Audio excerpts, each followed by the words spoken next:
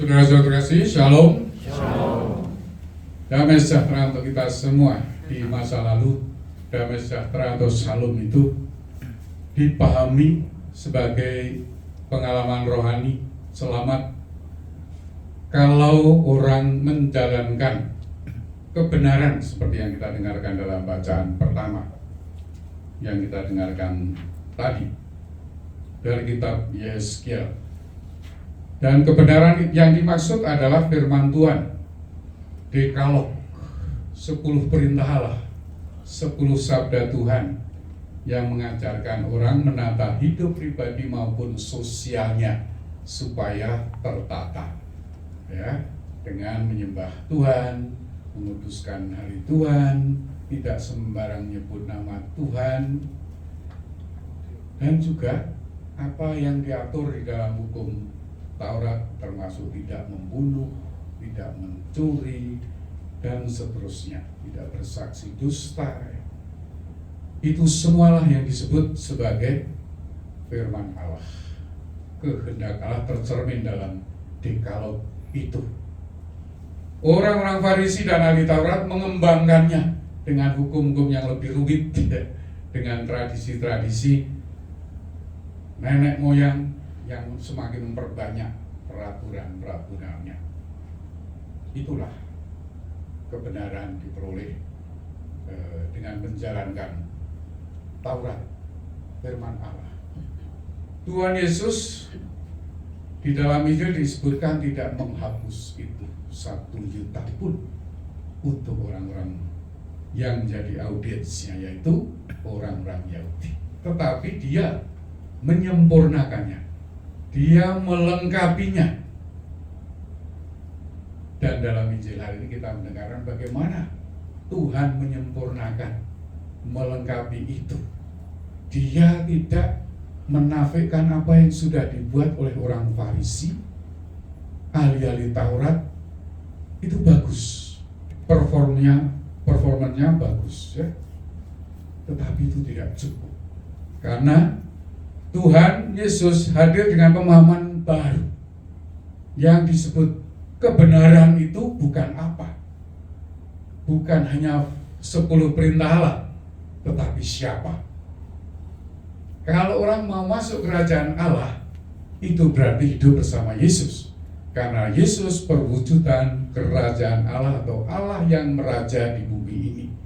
Dialah firman Allah yang menjadi manusia, dialah kebenaran, jalan kebenaran dan hidup. Kita ingat dari Injil Yohanes, ya. Dialah sang kebenaran itu. Oleh karena itu, kalau mau menjadi orang yang masuk di dalam kerajaan surga, berarti hidup bersama Yesus. Masuk dalam kerajaan surga tidak cukup menunjukkan performance lahiriah.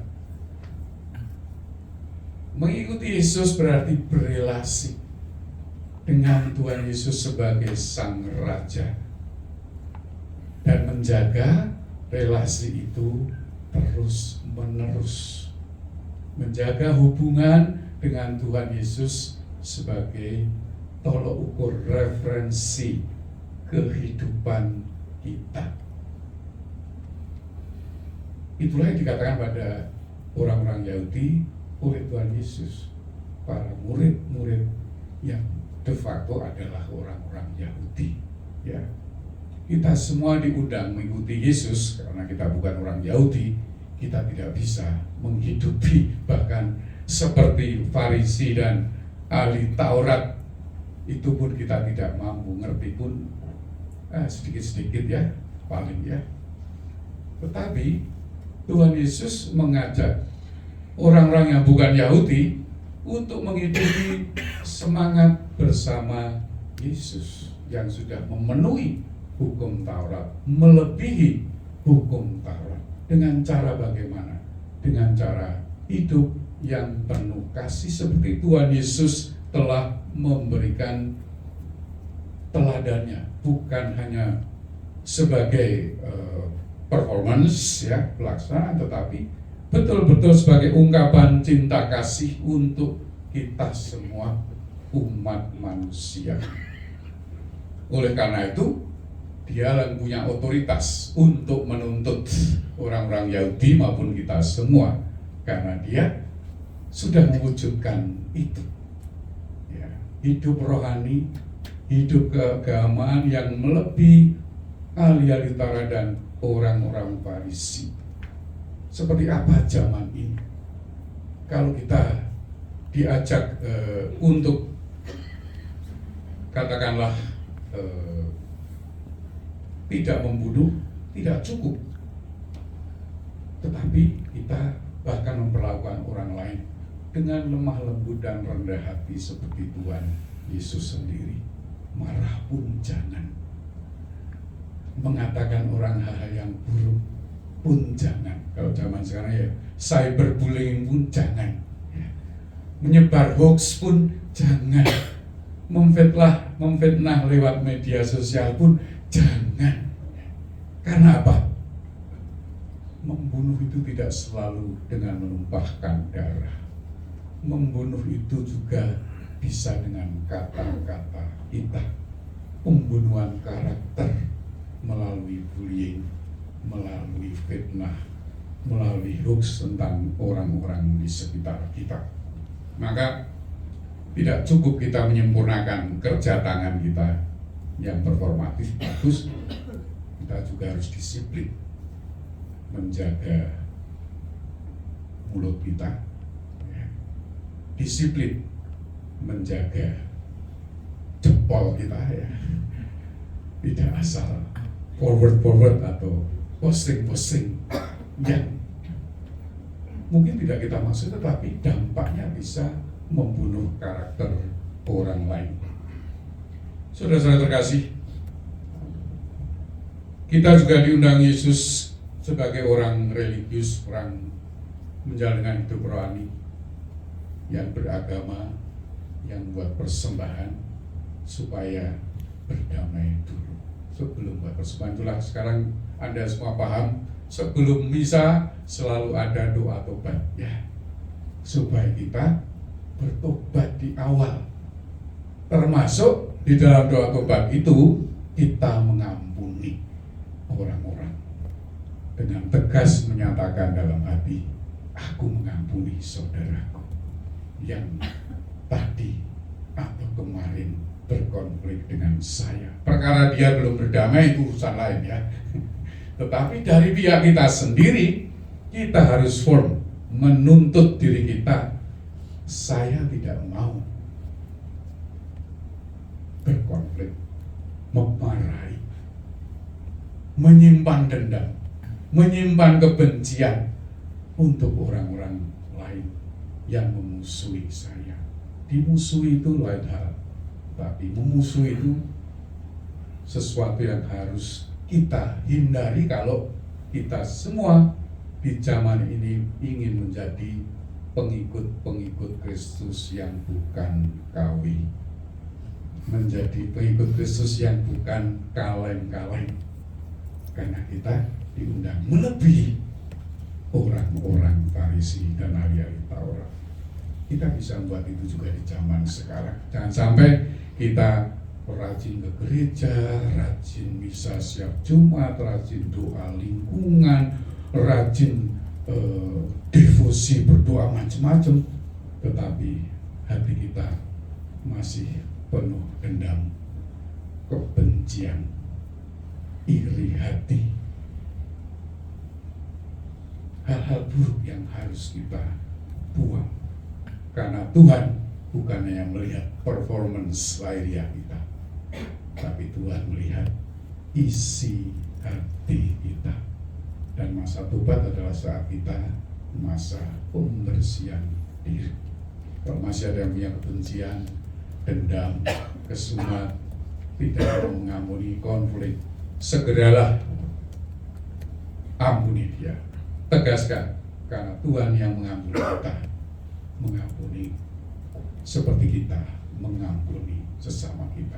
Kalau kita berdoa mohon kemurahan hati Tuhan, mohon pengampunan Tuhan, kita juga harus bermurah hati. Sebelum orang itu bahkan minta ampun, kita bisa mengampuni. Dengan demikian kita tidak memelihara benih kanker rohani, yaitu dendam, kebencian, kesombongan yang membusukkan hidup rohani kita. Maka kita diundang segeralah berdamai dengan lawan musuh selama engkau bersama-sama dengan dia di tengah jalan. Hidup kita selalu adalah masa perjalanan menuju hidup yang kekal. Setiap saat adalah saat kita berjalan bersama saudara-saudara kita, termasuk yang konflik. Dan mesbah persembahan kita sebagai orang Katolik adalah Ekaristi.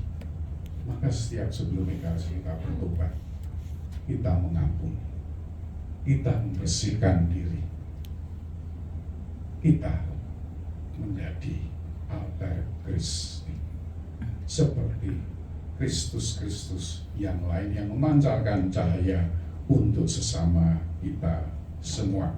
Dan itu disebutkan di dalam Injil tadi, jangan menunda-nunda. Pentingnya rekonsiliasi, pentingnya pendamaian. Mulai dari dalam diri kita sendiri, dalam relasi dengan sesama, kalau bisa berjumpa, berdamai, dan yang selanjutnya adalah menerima sakramen rekonsiliasi, supaya Anda semakin merasa pasti saya sudah masuk dalam kerajaan surga, mau terus hidup bersama Yesus yang setia. Saya menanggapi dengan setia, dengan tidak menunda-nunda sakramen rekonsiliasi, supaya bisa berdamai bukan hanya dengan diri saya sendiri, dengan saudara yang berkonflik, tetapi dengan seluruh gereja sebagai tubuh Kristus yang saya lukai karena dosa-dosaku. Itulah maksudnya tidak menunda-nunda, ya. Mari kita syukuri panggilan kita sebelum Ekaristi untuk bertobat, dan mari kita terus maju dalam hidup rohani melebihi orang-orang Farisi, orang ahli Taurat yang lebih memperhatikan performa lahiriah daripada relasi batiniah dengan Tuhan, terutama dengan Tuhan Yesus, wujud dari kerajaan Allah itu sendiri. Itulah mengapa orang Farisi dan ahli Taurat disebutkan di dalam Injil, mereka ambil jarak dengan Tuhan Yesus, belum masuk. Tetapi kalau sudah punya pikiran yang mendekati Yesus, Yesus mengatakan, engkau tidak jauh dari kerajaan Allah. Mari kita bersyukur atas panggilan Tuhan itu. Kita hidup di zaman ini juga menjaga hidup rohani yang lebih baik daripada ahli Taurat dan orang Farisi. Dengan keyakinan itu kita lanjutkan perayaan syukur kita, persembahan kita untuk Tuhan yang menyelamatkan.